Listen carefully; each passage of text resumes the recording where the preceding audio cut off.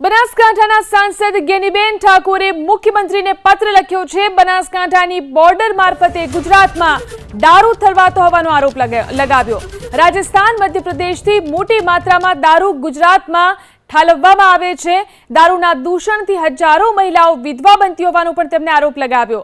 મહિલાની વેદના માત્ર મહિલા અધિકારી જ સમજી શકે તેવી પણ વાત તેમણે કરી। બનાસકાંઠા જિલ્લા એસપી તરીકે મહિલા અધિકારીને મૂકવામાં આવે તેવી પણ માંગ ગેનીબેને આ પત્ર દ્વારા કરી છે। તો ગેનીબેને પત્ર લખીને આ માંગ કરી છે। બનાસકાંઠા જિલ્લા એસપી તરીકે મહિલા અધિકારીને મૂકવામાં આવે। બનાસકાંઠાના સાંસદ ગેનીબેન ઠાકોરે મુખ્યમંત્રીને આ પત્ર લખ્યો છે।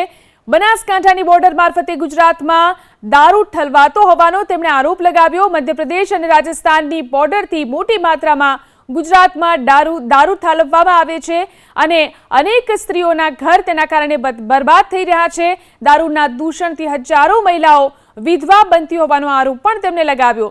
મહિલાની વેદના માત્ર એક મહિલા અધિકારી જ સમજી શકશે તેવી પણ રજૂઆત તેમણે આ પત્ર દ્વારા કરી છે। બનાસકાંઠા જિલ્લા એસપી તરીકે એક મહિલા અધિકારીને મૂકવામાં આવે તેવી માંગ તેમણે આ પત્રમાં કરી।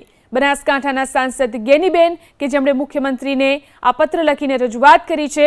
જે રીતે દારૂનું દૂષણ સતત વધી રહ્યું છે અને અનેક ઘર બરબાદ થઈ રહ્યા છે તેને લઈને મુખ્યમંત્રીને પત્ર લખીને તેમણે આ રજૂઆત કરી છે। આ સાથે જ તેમણે માંગ કરી છે કે એસપી તરીકે એક મહિલા અધિકારીને મૂકવામાં આવે। એક મહિલા અધિકારી જ મહિલાઓની વેદનાને સમજી શકશે। આ માંગ ગેનીબેનની છે।